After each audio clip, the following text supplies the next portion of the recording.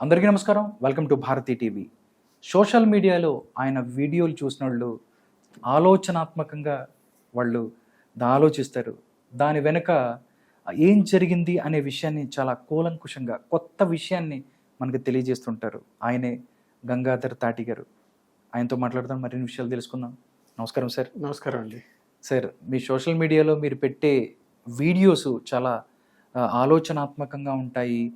దానికి వెనుక మాకు తెలియని ఒక కొత్త విషయాల్ని చెప్తూ ఉంటారు. మీరు ఏదైనా వీడియోతో వచ్చారంటే దీని వెనుక ఏదో మా అందరికీ తెలియనిది ఒక కొత్త రహస్యం లాంటిది, ఒక కొత్త విషయాన్ని మీరు చెప్తూ ఉంటారు. Thank you so much for coming అండి. ఇప్పుడు 2024కి సంబంధించి ఎలక్షన్స్ జరుగుతున్నాయి. దీనికి సంబంధించి రాష్ట్రంలో జరుగుతున్నట్టు కొన్ని పరిస్థితుల మీద మీతో పాటు చర్చిద్దామని చెప్పి మిమ్మల్ని పిలిచాము. సార్, అంటే వైసీపీ నాయకుల్లో గొంతులో భయం కనపడుతుంది. అంతకుముందు నీ అమ్మ నీ అక్క అని మాట్లాడిన ఎవరైతే శాసనసభ్యులు అవ్వచ్చు, మిగతా వాళ్ళు ఇప్పుడు ఏమండి గారు, లోకేష్ గారు, చంద్రబాబు గారు అని మాట్లాడుతున్న పరిస్థితి. సార్, అంటే ఎలా చూడొచ్చు ఈ అంశాన్ని? అంటే మార్పు మొదలైంది అనుకోవచ్చా? అది మార్పు అనుకోవాలో లేకపోతే భయం అనుకోవాలో ఏదైనా అనుకోవచ్చు అనమాట. ఓకే. ఇప్పుడు ఇదివరకంటే అందరికీ తెలిసిందే చంద్రబాబు గారి గురించి. ఆయన ఏంటంటే ఆయన జాలిగుండె, ప్రతి ఒక్కరిని పానీలే ఎవరు పాపాన వాళ్ళు పోతారు అనేసి అనుకుంటూ ఉంటారు. కానీ లోకేష్ గారు మరి అలా కనిపించట్లేదు. బహుశా అందుకని ఇలా అనేసి అనుకోవచ్చు. అలాగే అది కాకపోయినా కానీ వీళ్ళేంటంటే ఇన్నాళ్ళు బయట తిరుగుతా జనాల్లోకి వెళ్లకుండా ఇష్టం వచ్చినట్టు నోరు పారేసుకున్నారండి. స్థాయి ఇది అనేది తెలియకుండా.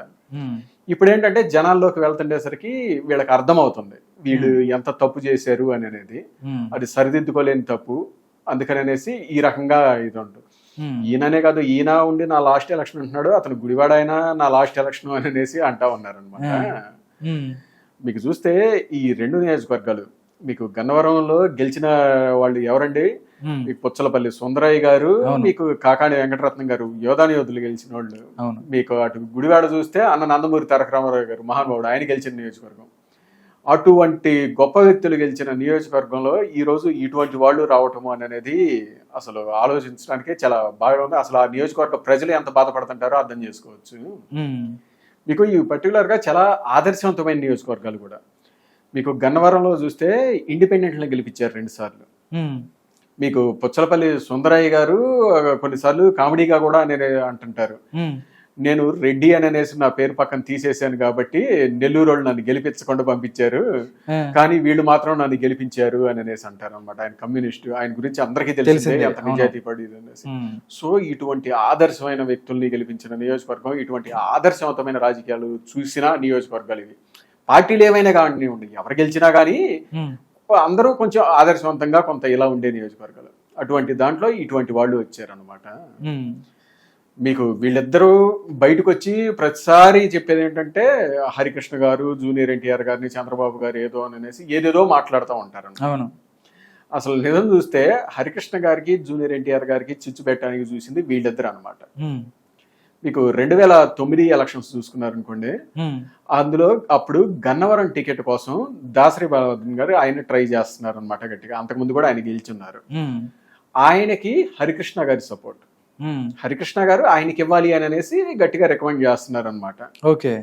మీకు ఇంకొక వైపు వీళ్ళు జూనియర్ ఎన్టీఆర్ గారికి ఏవేవో చెప్పో ఏదేదో చేసో ఇతనికి అక్కడ టికెట్ ఇప్పించుకోవాలని ట్రై చేశాడు. వీళ్ళిద్దరూ ఒక రకంగా తండ్రి కొడుకుల మధ్య అవును అగ్గి రాజేసింది. అసలు వీళ్ళు చాన్నాళ్ళు ట్రై చేశారండి. అది వీళ్ళు చాన్నాళ్ళు ట్రై చేశారు. మీకు అప్పుడు చాన్నాళ్ళు అది పెండింగ్ లో ఉంది సీటు, మీకు చాన్నాళ్ళు పెండింగ్ లో ఉంది. ఇప్పుడు చంద్రబాబు నాయుడు గారు కూడా అటు వచ్చేసరికేమో హరికృష్ణ గారు, ఇటు వచ్చేమో ఈయన. సో చెప్తుండేసరికి ఆయన కూడా అలా డైలమాలో అలా ఉండేసి ఉన్నారు అనమాట. సో వీళ్ళిద్దరికి తెలుసు కదా అటు ట్రై చేస్తుంది హరికృష్ణ గారు అని అనేసి, మరి ఆగాలి కదా. ఇటు నుంచి ఇలా నుంచి వస్తున్నాడంటే మీరు ఆగాలి కదా, ఆగాలి కదా. ఇటు నుంచి వీళ్ళు ఇలా చేయకూడదు కదా ఇతని చేత. ఈయన చిన్న ఆయన అప్పుడు ఏదో ఇది చేసి ఇలా చేసి ఉండొచ్చు. సో చివరికి చంద్రబాబు నాయుడు గారు ఆ రోజు హరికృష్ణ గారి మాటే వినేసి, లేదమ్మా ఈసారి ఆయనకే ఇవ్వాల్సిందే అని అనేసి బాలవర్ధన్ గారికి ఆయనకే టికెట్ ఇచ్చారు. మీకు ఈ జూనియర్ ఎన్టీఆర్ మాట కూడా కాదనిలేక ఇతనికి విజయవాడ లోక్సభ టికెట్ ఇచ్చారనమాట. ఇది కాబట్టి అసలు చిచ్చు పెట్టడానికి చూసింది వీళ్ళు. వీళ్ళ అవసరం కోసం ఏదంటే అది మాట్లాడుతూ ఉంటారండి. మీకు ఆ రోజు అలా చేశారు. మొన్న ఇతను తెలుగుదేశం పార్టీలో ఉన్నప్పుడు ఏ విధంగా వాగ్దానాలు చేశాడు, నాకు లోకేష్ గారే ఎక్కువ, జూనియర్ ఎన్టీఆర్ కాదు, అది ఇది అనేసి మాట్లాడాడు. ఇప్పుడు బయటకు వెళ్ళిన తర్వాత మళ్ళీ వాళ్ళ మీద ప్రేమ ఉన్నట్టు ఇది చేస్తుంటాం. సో వీళ్ళ ఆస్తులు, వీళ్ళ ట్రాన్సాక్షన్స్, వీళ్ళ అవసరాల కోసం వీళ్ళ ఇష్టం వచ్చినట్టు ఫ్యామిలీ మేటర్స్ లో కూడా మాట్లాడుతూ ఉంటారు అన్నమాట. ఇది సో అలాగే మీకు ఇంకోటి చూశారు అంటే ఈ గన్నవరం నియోజకవర్గం తెలుగుదేశం కంచుకోట అన్నట్లు. మీకు తెలుగుదేశం ఆవిర్భావం తర్వాత దాదాపుగా 9 సార్లు ఏమో ఎలక్షన్స్ జరిగితే 6 సార్లు పైన తెలుగుదేశం గెలిచింది అనమాట. అటువంటి కంచుకోట లాంటి నియోజకవర్గం, అటువంటి కంచుకోట లాంటి నియోజకవర్గంలో 2014 తెలుగుదేశం వేవ్లో ఇతనికి టికెట్ ఇస్తే ఎంత లెస్ దాన్ 10,000 కదా మెజార్టీ వచ్చింది, పెద్ద ఏమీ రాలేదు. సో అంతకుముందు తెలుగుదేశం నుంచి వాళ్ళు పోటీ చేసిన వాళ్ళకి 15,000 మెజార్టీలు ఎలా వచ్చినాయి. సో ఇతనికి అంటూ సొంతంగా ఏమీ లేదు. బయట ఏంటంటే వీళ్ళంతా ఫిల్మ్ ఇండస్ట్రీ తోటి క్లోజ్ అసోసియేట్గా ఇలా ఉంటాం, దీని ద్వారా పిఆర్ యాక్టివిటీస్ బాగా జరుగుతాయి వీళ్ళకి. అది చూసి ఒక హైప్ లాగా ఇది అనుకోవటం తప్పిస్తే రియాలిటీ అనేది అదేమీ లేదు. అలాగే మీకు ఇంకోటి కూడా చూస్తే కొందరేంది ఏందో ఫైనాన్షియల్గా ఇదంతా చేస్తారు, ఆయన ఏందో వాళ్ళకి చేస్తారు అని అనేసి అంటారు. అది కాదు. మీకు 2019 ఎలక్షన్స్ అయిపోయిన తర్వాత ఇతను పార్టీ మారాడు కదా, మారిన తర్వాత ఒక టీవీ డిబేట్ జరిగింది. అందులో రాజేంద్ర ప్రసాద్ గారు ఉన్నారు కదా, పెనంలూరు. సో ఆయన తోటి డిస్కషన్ లో ఇతను నోరు జారాడు. నోరు జారి ఏమన్నాడు అంటే, నువ్వేంటి నీ దగ్గర 10 రూపాయి ఉందా, ఆఖరికి నువ్వు నీ కూతురు పెళ్లికి కూడా చంద్రబాబు నాయుడు గారి దగ్గర డబ్బులు తీసుకున్నావు, నువ్వు వచ్చి మాట్లాడతావు ఏంటి అది ఇది అనేసి రాజేంద్ర ప్రసాద్ గారిని అన్నాడు ఈయన. అక్కడ నేను ఫాలో అయ్యానండి. ఒక టీవీ ఛానల్లో డిబేట్ లో జరిగింది. అవును, లైవ్ లో జరిగింది. అవును, లైవ్ డిబేట్ లోనే జరిగింది. అవును, లైవ్ డిబేట్ లోనే జరిగింది. ఆ రోజు రాజేంద్ర ప్రసాద్ గారు ఉండేసి, అవును నాకు చంద్రబాబు నాయుడు గారు సాయం చేశాడు, చంద్రబాబు నాయుడు గారు మా పార్టీ అధ్యక్షుడు, మా నాయకుడు మాత్రమే కాదు, నా కుటుంబ పెద్ద లాంటి వాడు కూడా. సో నా కూతురు పెళ్లికి నాకు సాయం కావాలి అని అనేసి అడిగాను, ఆయన సాయం చేశాడు. ఆయన నాకే కాదు చాలా మందికి అలా చేస్తానే ఉంటాడు, ఎవరు అడిగినా కానీ ఆయన చేస్తానే ఉంటాడు, కాకపోతే మేము ఎవరో బయటికి చెప్పము, ఆయన కూడా చెప్పొద్దు అంటాడు. అలా చేస్తూ ఉంటారు, అందులో తప్పే ఉంది. మరి నీ సంగతి ఏంటి? నీకు 2019 ఎలక్షన్స్ లో ఫండింగ్ ఎవరు ఇచ్చారు? చంద్రబాబు నాయుడు గారే కదా. మొత్తం నీ ఖర్చులు ప్రతిదీ, ఈ ట్రావెలింగ్ ఖర్చు కూడా మొత్తం డబ్బులు పంపించింది చంద్రబాబు నాయుడు గారు, అవునా కాదా? ఇది చెప్పు ముందు అని అనేసి అంటే, అప్పుడు ఇతనుండి అవును పంపించాడు, నాకే కాదు కదా అందరినీ పంపించాడు, అలానే నాకు పంపించాడు అని అనేసి అంటున్నాడు. చూడండి, మీకు గన్నవరం లాంటి ఒక స్ట్రాంగ్ నియోజకవర్గం, తెలుగుదేశం కంచుకోట లాంటి నియోజకవర్గం, డబ్బులు కనీసం జెండా పెడితే చాలు మొత్తం వచ్చి గుద్దు పడేసే ఓట్లు. కంచుకోట లాంటి నియోజకవర్గంలో నీకు 2 సార్లు టికెట్ ఇచ్చి, నీకు మళ్ళీ పార్టీ ఫండింగ్ ఇచ్చి, అక్కడ ఖర్చులు ఎవరిని పెట్టినా గానీ అక్కడ గెలుస్తారు తెలుగుదేశం తరఫున, అందులో ఫండింగ్ కూడా ఇస్తే ఇంకేంటి. అలా చేసిన వ్యక్తికి ఈ రకంగా మాట్లాడొచ్చా? పార్టీ మారితే మారారు, అది తీసి పక్కన పెట్టండి, కానీ ఆ భాష ఏంటి? నీకు ఈ కనీస కృతజ్ఞత అనేది ఉండాలి కదా. అరే అట్లాంటి నియోజకవర్గంలో మనకి టికెట్ ఇచ్చి డబ్బులు కూడా ఇచ్చి ఇంత సాయం చేసిన వ్యక్తే, సరే మనం అవసరాల కోసం మారుతున్నాము కృతజ్ఞత లేకుండా, అయినా కానీ మెదలకుండా అయినా ఉండాలి కదా. ఏది పడితే అది మాట్లాడకూడదు కదా అనే కనీస సంస్కారం ఉండొద్దా? సరే చంద్రబాబు నాయుడు గారు తీసి పక్కన పెట్టండి. భువనేశ్వర్ గారి గురించి ఏంటండి ఆ మాటలు? మీకు మళ్ళీ ఆ తర్వాత కొన్నాళ్ళ తర్వాత నేను రియలైజ్ అయ్యాను అని అనేసి ఒకసారి వచ్చి బయటకు వచ్చి మాట్లాడాడు. అప్పుడుండి చెప్పటం, నాకు భువనేశ్వర్ గారు అక్క లాంటి వారు, అమ్మ అని పిలుస్తుంటాను, ఆవిడ నాకు ఎంతో సాయం చేసింది, ఎన్టీఆర్ ట్రస్ట్ లో ఏ సాయాలు కావాలన్నా కానీ, ఎడ్యుకేషన్ పరంగా కానీ, హాస్పిటల్స్ పరంగా కానీ ఆవిడ ఎంతో సాయం చేసింది, నేను ఆవిడని అక్క అమ్మ అని కూడా పిలుస్తూ ఉంటాను, అక్కలాగా అమ్మలాగా చూసుకుంటా ఉంటాను, నేను పొరపాటున నోరు జారాను అంటాడు. అక్కలాగా అమ్మలాగా అంతలా సాయం చేసిన వ్యక్తుల గురించి నువ్వు పొరపాటున ఎలా జారుతావండి? నీ మైండ్ లోనే ఒక దురుద్దేశమైన ఆలోచనలు ఇలాంటి ఉన్నాయి, ఇది లేకుండా ఎందుకు జారుతారు? నోరు జారటం అనేది. మీకు ఆవిడ భువనేశ్వర్ గారు కూడా చాలా మందికి అలానే హెల్ప్ చేస్తూ ఉంటారు అనమాట. ఆవిడ ఉండి పాలిటిక్స్ లో జోక్యం చేసుకోరు. మీరు వెళ్ళేసి పాలిటిక్స్ లో ఈ రికమెండేషన్ చేయండి అండి చంద్రబాబు నాయుడు గారికి ఇది ఇది అనేసి చెప్తే, ఆవిడ ఉండేసి నాకు సంబంధం లేదండి, ఒకవేళ నేను రికమెండ్ చేస్తే చేయకుండానే వదిలిపెడతారు, మీరు వెళ్ళేసి ఆ పాలిట్ బ్యూరో వాళ్ళతోటో ఆ కార్యకర్తలతోటో చూసుకోండి, నాకు తెలియదు అంటారు. కానీ మీరు ఏదైతే ఎడ్యుకేషన్కి సంబంధించి కానీ లేకపోతే హాస్పిటల్కి సంబంధించి కానీ అడగండి, నేను సాయం చేసి పెడతాను. అంతలా సాయం చేసిన ఆవిడ గురించి ఎలా మాట్లాడాలి అని. సో మరి దారుణం అండి, మరి దారుణం కదా అది. దారుణది దారుణం. సో ఈ రోజు అలా విధంగా మాట్లాడి ఇదంతా చేసేసరికి నీకు అందరిలోనూ ఒక రకమైన అసహ్యం, చేదరా అనేసి వచ్చిందనమాట. వారికి ప్రతి ఒక్కళ్ళకి ఎటువంటి వ్యక్తులకైనా అభిమానులు అనేది ఉంటారండి, అది కాదనిలేము. సో వాళ్ళ దాంట్లో కూడా ఒక రకమైన అసహ్యం చేదరించుకునే పరిస్థితి. ఈవెన్ మహిళల్లో అయితే మరీ ఎక్కువగా. నీకేంటంటే మహిళల్లో కూడా వాళ్ళ పక్కన తిరుగుతుంటే అట్లాంటి వాళ్ళ పక్కన తిరుగుతున్నావా అని అనేసి అని ఒక రకమైన ఇది చూసే పరిస్థితులు చిన్న చూపు అలా వచ్చారు. అందుకని ఇప్పుడు వచ్చేసి ఇదే నా లాస్ట్ ఎలక్షన్ అంటారు, బాబు గారు అంటారు, చంద్రబాబు ఇప్పుడు బాబు గారి చేత మా బాబు గారితో మాకు సైద్ధాంతిక విభేదాలు ఏమీ లేవు ఇదే అనేది అంటారు. మరి మొన్న బయటకు వచ్చేదంటే అది మాట్లాడారు కదండి. మరి కొడాలని అని మాట్లాడే మాటలు ప్రతి కార్యకర్త, అంటే తెలుగుదేశం కార్యకర్త కాదు, ప్రతి సామాన్యుడు కూడా, పార్టీకి సంబంధం లేదు న్యూట్రల్గా ఉండేవాళ్ళకి కూడా చాలా జుగుత్సాకరంగా మాట్లాడిన పరిస్థితి ఉంది ఆయన. మరి గుడివాడికి సంబంధించి నేను లోకేష్ దగ్గర నేను అది చేశాను ఇది చేశాను అట్లా అట్లా మాట్లాడిన వాళ్ళు తర్వాత చూస్తే చంద్రబాబు నాయుడిని అరే అంటూ ఒరే అంటూ మాట్లాడింది చాలా ప్రజల్లో ఒక రకమైన ఉద్వేగం అట్లా వచ్చిన పరిస్థితి. అంటే వల్లభనేని వంశీని పక్కన పెడితే కొడాలి నాయన మాట్లాడే మాటల్ని ప్రజలు రానున్న ఎలక్షన్స్లో డెఫినెట్లీ బుద్ధి చెప్పే అవకాశం ఉందంటారా? ఇప్పుడు అక్కడ సర్వేలన్నీ చూసినా కానీ మీరు రీసెంట్గా కూడా నిన్న కూడా ఒక సర్వే వచ్చింది, అందులో కూడా క్లియర్ కట్ మెజార్టీ ఇచ్చారండి వెనిగళ్ళ రాము, అక్కడ తెలుగుదేశం క్యాండిడేట్. ఆయన క్లియర్ కట్ మెజార్టీ ఇచ్చారు. ఇక్కడ గన్నవరం అయితే మంచి మెజార్టీ అని అనేసి నీకు ప్రతి సర్వే, ఈవెన్ ప్రతి సర్వే ఇది clear cut majority Yarlagadda Venkatarao గారికి అని అనేసి గన్నవరం ఇచ్చారు.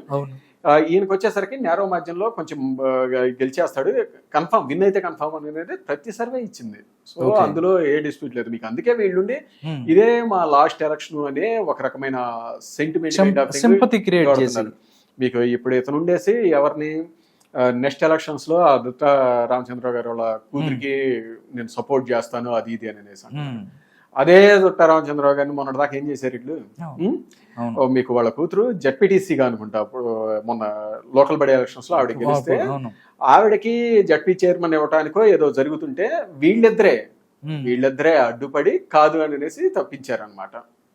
సో అవన్నీ చేసి ఇప్పుడు వచ్చేసి ఇది అంటున్నారు అనమాట. ఓట్ల కోసం, వాళ్ళు గెలవటం కోసం, వాళ్ళ స్వలాభాల కోసం ఏమైనా చేస్తారు, ఎవరి కాళ్ళైనా పట్టుకుంటారు. మీకు మొన్న దుట్ట రామచంద్రరావు గారిని సీఎం గారి దగ్గరికి తీసుకెళ్లారు. ఆ రోజు చూసారు విజువల్స్ అని. అంటే వాళ్ళు ఏం మాట్లాడారు అనేది మనకు తెలియకపోవచ్చు కానీ వాళ్ళు అక్కడ పక్కన ఉన్న వాళ్ళు చెబుతుందంటే సీఎం గారి తోటి చెప్పించారంట ఇతన్ని సపోర్ట్ చేయండి అని అనేసి. కానీ ఆయన దుట్ట రామచంద్రరావు గారు నేను చేయను అని అనేసి వచ్చాడంట. మీకు ఆయనకి దుట్ట రామచంద్రరావు గారికి జగన్మోహన్ రెడ్డికి ఆ యాక్సెస్ ఉంది, ఏది నేను చెయ్యను అని మొహాన్ చెప్పేంత. ఎందుకంటే వీళ్ళు రాజశేఖర రెడ్డి టైం నుంచి అందులో ఉన్నారు. అలాగే వీళ్ళకి బంధుత్వం కూడా ఏదో ఉందండి. అంటే ఈయన ఆ క్యాస్ట్ కాకపోవచ్చు రెడ్డిస్, కాకపోతే వీళ్ళ కూతురు సైడ్ నుంచో లేకపోతే అల్లుడి సైడ్ నుంచి ఒక రిలేషన్ ఉంది. అండ్ ఆల్సో చాలా ఏళ్ళ నుంచి వీళ్ళతోటి ఉన్నారనమాట ఇతను. సో ఆ యాక్సెస్ ఉంది, అది కాదబ్బా ఇది, ఇది కాదబ్బా ఇది అని అనేసి సీఎం జగన్ గారితో అంత చనువుగా ఉండేదైతే ఉంది. నేనైతే చేయను అని అనేసి క్లియర్ గా చెప్పొచ్చాడంట. అది కాక ఈయన దుట్ట గారు అండ్ యార్లగడ్డ గారు బాగా క్లోజ్ గా తిరుగుతూ ఉంటారు, చాలా సార్లు కనపడతా ఉందన్నమాట. సో వీటన్నిటిని పెట్టి చూస్తే ఇది అసలు రెండు నియోజకవర్గాల్లో ప్రజలు బుద్ధి చెప్పడానికి రెడీగా ఉంటారు. 100% అక్కడ తెలుగుదేశం గెలుచుద్ది అని అనేది అన్ని సర్వేలు ప్రిడిక్ట్ చేస్తున్నాయండి.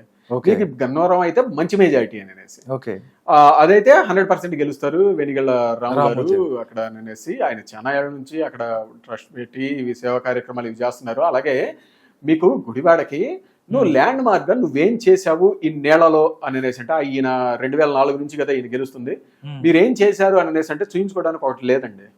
అక్కడికి వెళ్తే వర్షం పడితే బస్ స్టాండ్లు మోకాల్లో నీళ్ళు అంటండి. వాళ్ళందరూ ప్రజలు వాళ్ళు అక్కడ వాళ్ళు ఏంటన్నా ఇది మాతో మాట్లాడుతూ ఉంటారు.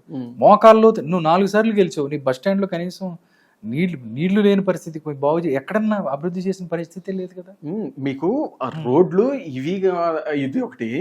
అసలు మీకు ఎవరైనా కానీ ఒకరు ఎమ్మెల్యేగా కానీ ఇది అయ్యారంటే ఆ రోజు నుంచి చూస్తూ ఉంటారనమాట.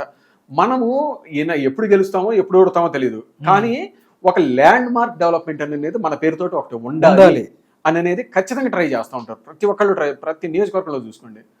అలాంటిది 4 సార్లు గెలిచి మీ ల్యాండ్ మార్క్ డెవలప్మెంట్ ఏంటిది? ఏమీ లేదు. చేశారు కదండి క్యాసినోలో ఎన్ని తీసుకొచ్చారు ల్యాండ్ మార్క్. కొడాలి నాని అనగానే పందేలు సో క్యాసినోస్. ఇంకా అలా చెప్పుకోవటమే అంతే తప్పిస్తే అక్కడ చేసింది ఏమీ లేదనమాట. ఇతను రాము గారు ఇది ఉన్నారనుకోండి, ఈయన ఉండేసి అంటే నేను ఎంప్లాయ్మెంట్ కల్పిస్తాను, ఒకటి ప్రభుత్వం ద్వారా ఇది చేసి ఇది చేస్తాను, అలాగే నా ఓన్ గా ఎంప్లాయ్మెంట్ కల్పించే శక్తి కూడా నాకుంది, ఆల్రెడీ నేను ఈ సెక్టర్ లో ఉంటా, ఇంతమందికి ఎంప్లాయ్మెంట్ కల్పించాను నా ద్వారా. సో రేపు మీ యువత కూడా అది స్కిల్స్ పెంచి కానీ ఎలాగైనా కానీ ఇది చేస్తాను అనేసి చేస్తున్నారు. చాలా నుంచి కంటిన్యూస్గా అంతే ఫైట్ చేస్తా ఉన్నారు. సో 100% గెలుస్తాడు అని అనేది అనుకుంటున్నాను. జగన్మోహన్ రెడ్డి గారు మైక్ పట్టుకుంటే నా ఎస్సీలు, నా బీసీలు, నా మైనారిటీలు అని చెప్పి గుండెలు బాదుకుంటూ ఉంటారు. కానీ సౌత్ ఇండియాలోనే దళితుల మీద దాడులు జరుగుతున్న స్టేట్లో ఆంధ్రప్రదేశ్ నెంబర్ 1 స్థానంలో ఉంది. నిజంగా ఆంధ్రప్రదేశ్ ప్రభుత్వం కానీ జగన్మోహన్ రెడ్డి కానీ సిగ్గుపడాల్సిన విషయం కాదంటారు ఇది? అవునండి, మనకి ఈ రిపోర్ట్ చూస్తే దళితుల మీద దాడుల్లో నంబర్ 1లో ఉంది. మనకి ఈ 5 ఏళ్లలో చూసుకుంటే 7,800 ఏదో ఉంది నంబర్ అనమాట ఇది. ఓకే. సో మీరు కాకపోతే ఏంటంటే ఇప్పటి వరకే చూస్తున్నారు, వీళ్ళ చరిత్ర కూడా చూడండి ఒకసారి. ఓకే. ఇది కొత్త కాదనమాట. ఇప్పుడు ఏంటంటే జనాలందరూ ఇది కొత్త అనుకుంటున్నారు, వీళ్ళ హయాంలో ఇలా జరగటము. ఓకే. మీరు చూస్తే 83లో అన్న నందమూరి తారక రామారావు గారు వచ్చారు కదా, అన్న నందమూరి తారక రామారావు గెలిచారు, సీఎం అయ్యారు. ఇదంతా జరిగిన తర్వాత బడుగు బలహీన వర్గాలకు కానీ దళితులకు కానీ ఒక ఆశాకిరణం లాగా ఒక ధైర్యం అనేది ఇచ్చాడు అనమాట ఆయన ప్రతి ఒక్కళ్ళకి. ఓకే. సో ఆ ధైర్యంతో ప్రతి ఒక్కళ్ళు ఆత్మగౌరవంతో ఆత్మాభిమానంతో ఇలా తిరగటం, ఇలా ప్రతి ఒక్కళ్ళకి ఇది చేయటం చేశారు. అది జీర్ణించుకోలేకపోయారు వీళ్ళంతా జీర్ణించుకోలేకపోయి మీకు 1989లో అన్నగారు ఓడిపోయారు కదా, 1989 డిసెంబర్లో ఎలక్షన్స్ దగ్గర ఓడిపోయారు కదా. మీకు ఆ తర్వాత నెలన్నరకే 1990 ఫిబ్రవరిలో, అప్పుడు 89లో కాంగ్రెస్ గెలిచింది. అవును. 1990 ఫిబ్రవరిలో పులివెందుల్లో మొత్తం దళితులది 190 ఇళ్లని డైనమైట్లు పెట్టి పేల్చేసి కాల్ చేశారు. రాజశేఖర్ రెడ్డి, రాజారెడ్డి దగ్గరుండి తగలబెట్టించారు, దగ్గరుండి దళితుల ఇళ్లను తగలబెట్టించారు. మీకు తగలబెట్టించడంతో పాటు మీకు ఆ తర్వాత సాక్ష్యం చెప్పడానికి కూడా ఎవరు రాలేదండి. ఎవరైతే ఇళ్ళు తగలబడి కనపడతా ఉన్నాయి, ఆ తర్వాత పౌర హక్కుల సంఘాల వాళ్ళు వీళ్ళు వెళ్ళేసి మీ ఇళ్ళు ఎవరు తగలబెట్టారమ్మా, ఏంటి ఇది ఇది అనేసి అంటే వాళ్ళు ఎవరు మాకు తెలియదు అంటున్నారు. రాజారెడ్డిని వాళ్ళందరూ చూశారు, వాళ్ళు ఉండేసి ఇతను తెలుసా అమ్మా అని అనేసి అడిగితే అతను ఎవరో మాకు తెలియదు అన్నారు వాళ్ళు. మీకు రాజారెడ్డి అనే వ్యక్తి మాకు తెలియదు అన్నారు వాళ్ళు. ఆయన చూపిస్తే కావాలని మొత్తం మీకు పులివెందులు భయపెట్టి ఈరోజు ఆయన తెలుసు అని చెప్తే తర్వాత వీళ్ళ పరిస్థితి ఏముంటది, వాళ్ళ పరిస్థితి ఏంటో వాళ్ళకి అర్థం తెలుసు. మీకు అప్పటికే ఏంది, వాళ్ళ కొడుకు పిసిసి అయ్యాడు, మీకు 2 సార్లు ఎమ్మెల్యే ఇది అయ్యాడు కదా, ఎమ్మెల్యే ఎంపీ. సో ఆయన మాకు తెలియదు అంటారు పులివెందుల లోకల్లో. సో అంతలా భయపెట్టి రాక్షసత్వం చేశారు అనమాట. మీకేంది 1989లో వచ్చిన నెలన్నరకి. ఆ తర్వాత మీకు ఉండేసి ఇదే మనుషులు మా రాయలసీమ ప్రాంతంలో ఇలా చేశాము, కోస్తా ప్రాంతంలో కూడా ఏదో ఒకటి చేయాలి కదా, వీళ్ళని అణచాలి కదా అని అనేసి ఇన్స్ట్రక్షన్స్ ఇచ్చారనమాట. లేకపోతే వీళ్ళు మన మాట వినరు అని ఇన్స్ట్రక్షన్స్ వీళ్ళే ఇచ్చారు. వీళ్ళే ఇస్తే 1991లో చుండూరులో సేమ్ రెడ్డి కులస్తులు కొందరు వెళ్ళేసి దళితుల్ని ఓచకోత కోసారు అనమాట. మీకు దీని గురించి చూశారు అంటే ఆ రోజు మారణ హోమం జరిగింది, అంతమంది చనిపోతే దాంట్లో మీకు ప్రధాన సాక్షి వచ్చేసరికి ఎవరు అంటే దళిత మహాసభ వ్యక్తి అనిల్ అని ఆయన. అతన్ని ఒక దీక్షలో కాల్ చేశాడు ఎవరు, మీనా అని అనేసి పోలీస్ ఆఫీసర్. అప్పుడు పౌర హక్కుల సంఘం ఆయన ఈయన ఉన్నారు కదా, ఆయన ఉండేసే క్లియర్ కట్ గా ఇది మెన్షన్ చేశారు అనమాట. ఇది కావాలని సాక్షులు చంపారు, ఇది కేసులు లేకుండా పోవటానికి అని అనేసి. ఈ ఆర్పి మీనా గారు ఎవరండి, మీరు కొంచెం గుర్తు చేసుకున్నారు అంటే 2004 టైంలో పరిటాల రవి గారి హత్య ఆ టైంలో వచ్చింది. ఈయన్ని రాజశేఖర్ రెడ్డి అపాయింట్ చేశాడు అనుకున్నాను అనేది అందరూ చెప్పుకుంటున్న మాటలే. ఇది ఒక ఆరోపణలు ఉన్నాయి అన్నమాట ఈయన మీద. ఓకే. సో ఇది జరిగింది. ఆ తర్వాత వీరికి కోర్టులో ఇదంతా జరుగుతుంది కదా, కోర్టులో శిక్ష పడలేదు, మొత్తం ఫ్రీ అయిపోయారు. రాజశేఖర రెడ్డి హయాంలో తీర్పు వచ్చింది ఇది. ఓకే. మీకు ఫస్ట్ కింద కోర్టులో వీరికి శిక్ష పడింది అనమాట, వీరు ముద్దాయిలు అని అనేసి. కానీ రాజశేఖర రెడ్డి 2004లో వచ్చారు కదా, ఆ తర్వాత వీరందరూ పైకోర్టులో నిర్దోషులుగా రిలీజ్ అయిపోయారు. అంతమంది చచ్చిపోయారు కదా, శవాలు కనపడుతున్నాయి కదా, మరి ఎవరు చంపారు, అందరూ నిర్దోషులే. అయితే మీకు ఈ సిఐడి సునీల్ కుమార్ గారు ఉన్నారు కదా ఇప్పుడు, అవును, ఇప్పుడు మనకి సిఐడి జగన్మోహన్ రెడ్డి గారి గురించి బాగా మన ట్రిపుల్ గారి కేసులో ఉన్నారు, జగన్మోహన్ రెడ్డి గారికి బాగా క్లోజ్ ఉంటారు అని అనేసి చెబుతుంటారు కదా. ఆయన ఆ టైంలో ఒక బుక్ రాశారండి. ఏమని రాశారో తెలుసా? ఏదైతే రాజశేఖర రెడ్డి హయాంలో వీళ్ళు బయటపడ్డారు కదా అంటే నిర్దోషులుగా, ఆ తీర్పు ఇచ్చిన ఆయన లింగాల నరసింహారెడ్డి అనేది జడ్జి అనమాట. దానికి ఈయన రాసింది, కింద కోర్టులో శిక్ష పడింది, పై కోర్టులో వాళ్ళ కులపడే జడ్జి, అందుకే శిక్ష లేకుండా వచ్చారు అని అనేసి ఇదే సునీల్ కుమార్ రాశారు. రాజశేఖర రెడ్డి మేనేజ్ చేసి నరసింహారెడ్డి చేత ఈ రెడ్డి కులస్తులు ఎవరికి కూడా శిక్ష పడకుండా బయటికి రిలీజ్ చేయించాడు అని అనేసి ఇదే సునీల్ కుమార్ గారు ఎటకరంగా రాశారు అనమాట అప్పట్లో. ఓకే. సో ఆయన ఇప్పుడు వచ్చి ఇది మాట్లాడుతున్నారు, మొత్తం చేస్తున్నాడు. మీరు అనొచ్చు మీరేదో వీళ్ళ కుటుంబం మీదో లేకపోతే జగన్మోహన్ రెడ్డి గారికి వ్యతిరేకంగా మాట్లాడాలని ఈ రెండు ఇన్సిడెంట్స్ చెబుతున్నారు. పులివెందుల్లో అట్లా దళితులు ఇది కాల్చేసింది, ఇంకా చాలా చోట్ల కూడా జరిగినాయి కదా అని అనేసి. చాలా చోట్ల కూడా జరిగినాయి, కానీ వాటికి దీనికి డిఫరెన్స్ ఏంటంటే ఫస్ట్ అట్లాంటివి జరగకూడదు, అది వేరే విషయం. ఎక్కడ జరిగినా అది తప్పు. కాకపోతే మిగతా చోట్ల జరిగిన ప్రతి దాంట్లో శిక్ష పడింది నిందితులకి. కారం చెడు కూడా సేమ్, ప్రతి ఒక్క చోట ఎక్కడ జరిగినా గానీ, అది ఎక్కడ జరిగినా గానీ మీకు శిక్షలు పడ్డాయి. కానీ ఇక్కడ మాత్రమే ఈ రెండు ఇన్సిడెంట్లోనే శిక్ష పడలేదు. ఎందుకంటే అక్కడ రెడ్లు ఉన్నారా? అది నేను చెప్పట్లేదు, వీళ్ళు మేనేజ్ చేశారు అనేసి, జనాలు మాట్లాడుకునేది వీళ్ళు మేనేజ్ చేశారు అనేసి, రాజశేఖర రెడ్డి మేనేజ్ చేశాడు వీళ్ళ ద్వారా అనేసి చెప్పింది ఈ సునీల్ కుమార్ గారు రాసిన బుక్ లో ఉంది. సో ఆ పులివెందుల్లోది అది రాసింది ఆయన హక్కుల బాలగోపాల్ గారు గురించి అందరికీ తెలిసిందే, ఎంత నిజాయితీ పరుడు ఇది అని అనేసి ఆయన క్లియర్ కట్ బుక్ లో రాశాడు. రాజారెడ్డిని అడిగితే వాళ్ళు ఎవరు తెలియదు అంటున్నారు, ఆడ కాలిపోయిన ఇళ్లు కనపడుతున్నాయి, నీకు పులివెందుల్లో రాజారెడ్డి తెలియనోడు ఉంటాడా? అప్పటికి 2 సార్లు ఎమ్మెల్యేగా ఇది ఎంపీగా గెలిచిన పెట్టుకొని, సో ఇంతలా భయభ్రాంతులకు గురి చేశారు అని అనేసి ఆయన క్లియర్ గా రాశారు అనమాట. ఓకే. సో మీకు అదే ఇప్పుడు రిపీట్ అవుతుంది అనమాట. మీకు కొత్తగా ఏం లేదంటారు, కొత్తగా ఏమీ లేదు. ఇప్పుడు ఏంటంటే జనాలు కొత్త తరం వాళ్ళకి తెలియక ఇదంతా. అంబేద్కర్ గారికి 126 అడుగుల విగ్రహం పెట్టారు కదా సార్, వాళ్ళు సరిపోదంటారా? మీకు ఆ విగ్రహం కూడా ఎక్కడ పెట్టారండి? విజయవాడలో. మీకు వీళ్ళేంటి విజయవాడ మీద కులం అని అనేసి ఇదేననేసి మాట్లాడుతూ ఉంటారు కదా.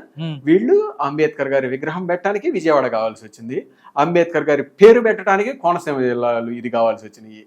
కానీ వీళ్ళు కడప జిల్లాకి వాళ్ళ నాయన వైఎస్ఆర్ పేరు, అక్కడ మొత్తం వాళ్ళ విగ్రహాలే.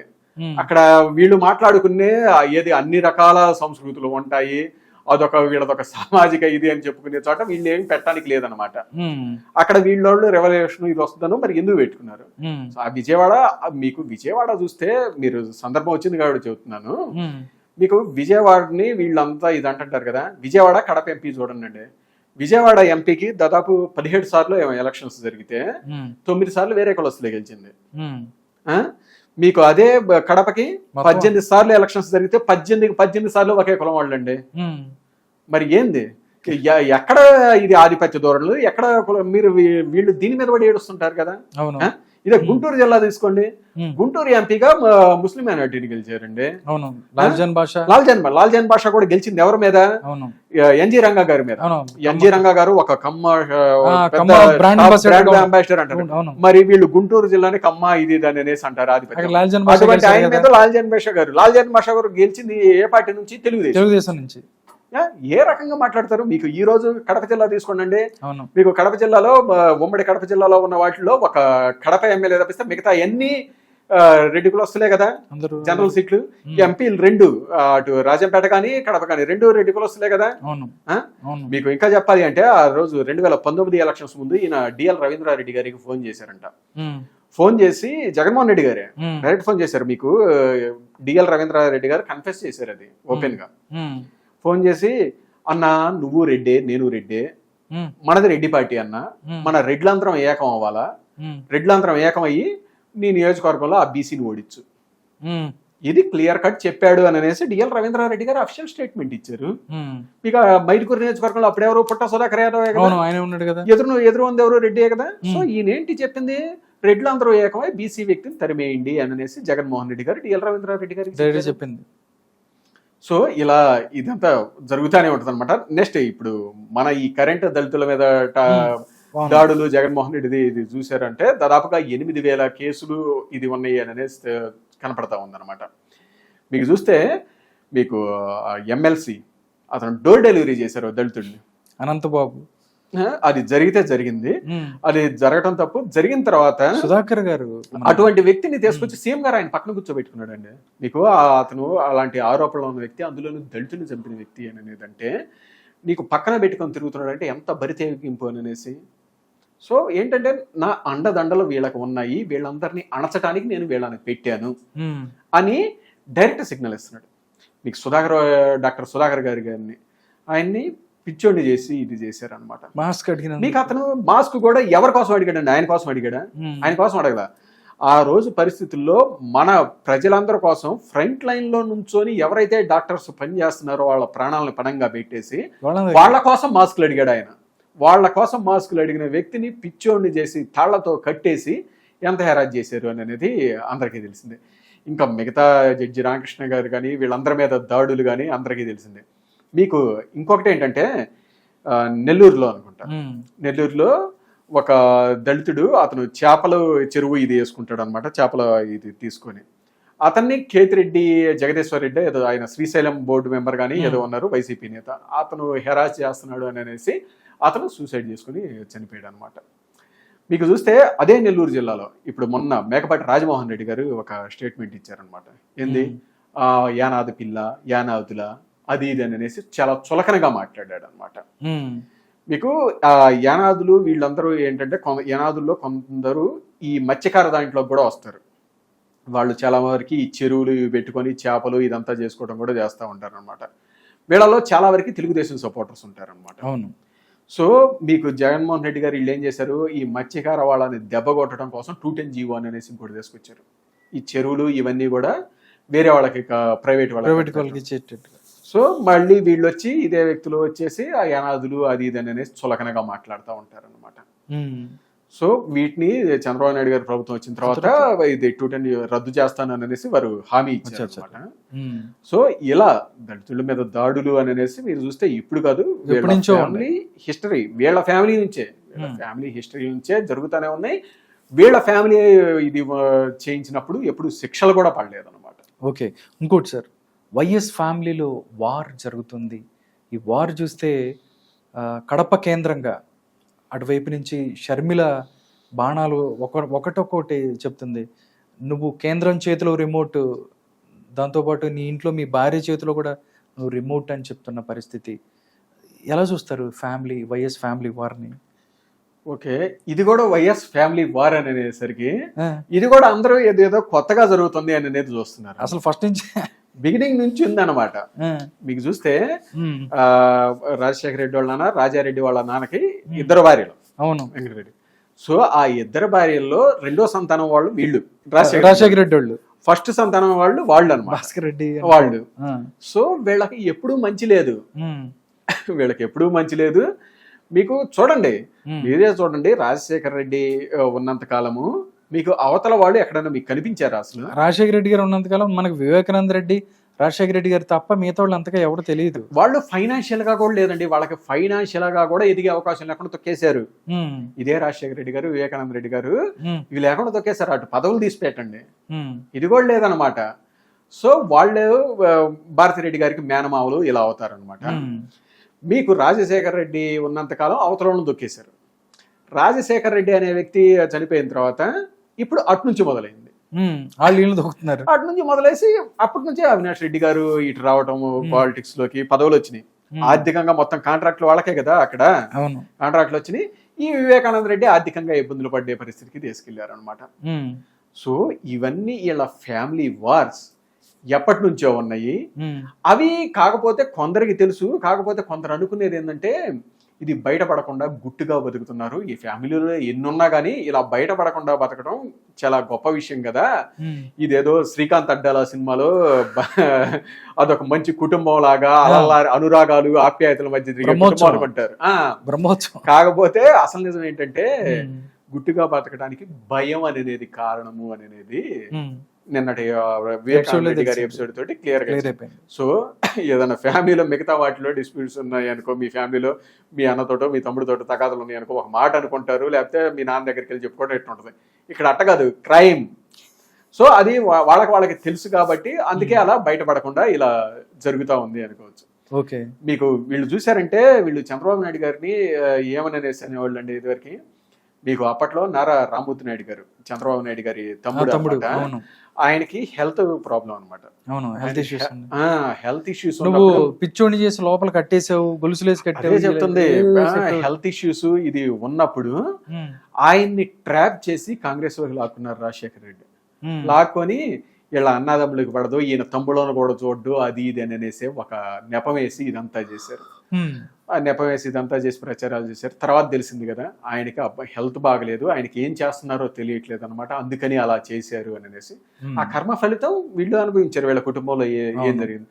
మీకు అదేనే కాదు, రామోజీరావు గారి చూడండి, రామోజీరావు గారి కొడుకు సుమన్ గారు, ఆయనకి హెల్త్ ప్రాబ్లం కదా. అవును.